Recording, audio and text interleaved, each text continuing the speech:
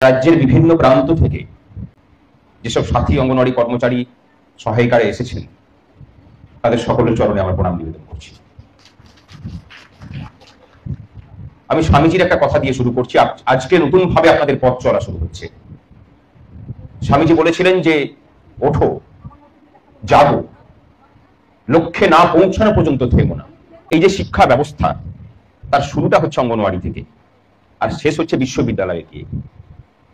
আপনাদের বঞ্চনার কথাটা আমি আর বললাম না, আপনারা তো আমার থেকে অনেক বেশি ভালো করে জানেন। কেন্দ্র সরকার আমাদেরকে ডিজিটাল কাজ করার জন্য 2019 সাল থেকে এখনো পর্যন্ত প্রায় 600 কোটি টাকা রাজ্য সরকারকে দিয়েছে। 2 কিস্তির মোবাইল, প্রতি মাসে মাসে 350 টাকা করে রিচার্জ বাবদ, আর এই কাজটা করার জন্য 500 টাকা করে এক্সট্রা।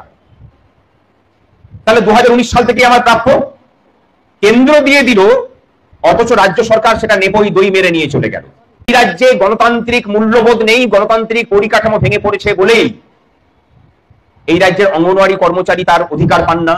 গণতন্ত্রের প্রথম শর্ত হচ্ছে যে সেই রাষ্ট্র ব্যবস্থা তার শ্রমিককে, যারা যে কাজ করছে, তার উপযুক্ত পারিশ্রমিকটুকু বুঝিয়ে দেবে।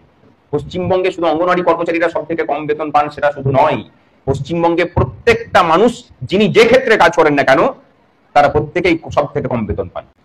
একযোগে নেমে পড়ে সমস্ত দাবিকে এক জায়গায় নিয়ে এসে যারা যারা দাবিগুলোকে আটকে রেখেছে তাদের পতন ঘটাতে হবে, এছাড়া দ্বিতীয় কোনো রাস্তা নেই।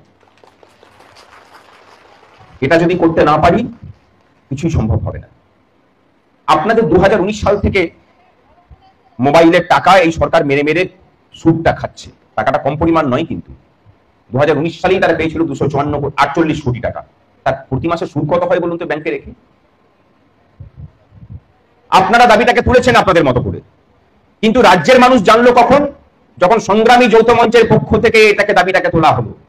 এমএলএদের বেতন ভাতা 1,20,000 কেন, 2 লাখ টাকা হোক, তাতেও আমাদের আপত্তি নেই। আমাদের দাবিটা একটাই, সেটা হচ্ছে যে একজন তামিলনাড়ুতে একজন অঙ্গনওয়াড়ি কর্মচারী যে বেতনটা পান, আমাদের রাজ্যের অঙ্গনওয়াড়ি কর্মচারীও সেই কাজটাই করেন, তাকেও সেই পরিমাণই টাকা আপনাকে দিতে হবে। আমরা শুধু দাবি করি যে পশ্চিমবঙ্গের অঙ্গনওয়াড়ি কর্মচারী সহায়িকারা যে কাজটা করেন তামিলনাড়ুতেও সেই একই কাজ করে তারা 23,000 টাকা বেতন পান মাসে, আমাদেরকেও সেটাই দেওয়া হোক। যে এই রাজ্যে যে ডিপার্টমেন্টে যে অস্থায়ী কর্মচারী কাজ করুক না কেন, তাদের কারোরই বেতন, কারোরই অনারারিয়াম 25,000 বা 20,000 টাকার নিচে হওয়া উচিত নয়।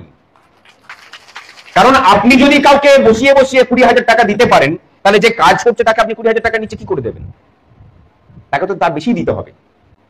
একটা জিনিস শপথ করুন যে সংগঠন করতে গিয়ে যদি একজন কর্মচারী সহায়িকার উপরেও দপ্তরের উপর মহল থেকে বা সরকারের জায়গা থেকে যদি আঘাত নেমে আসে, গোটা রাজ্য জুড়ে প্রতিবাদ হবে। আমরা কথা দিচ্ছি যে সংগ্রামী যৌথ মঞ্চ সেই প্রতিবাদে আপনাদের পাশে থাকবে। অনেকে বলেছিলেন যে পাণ্ডবেশ্বরে যে মারামারির ঘটনা ঘটেছিল সেটা নাকি আমার ব্যক্তিগত রাগ অভিমানের জায়গা থেকে হয়েছিল। আমার সাথে কারোর কোনো বিরোধ এই রাজ্য জুড়ে নেই। মুখ্যমন্ত্রীকে আমরা নিন্দা করি, তাকে গালাগালি কিন্তু করি না, তার নীতির বিরোধিতা করি, তার সাথে ব্যক্তিগত কোনো সম্পর্ক খারাপ আমাদের নেই।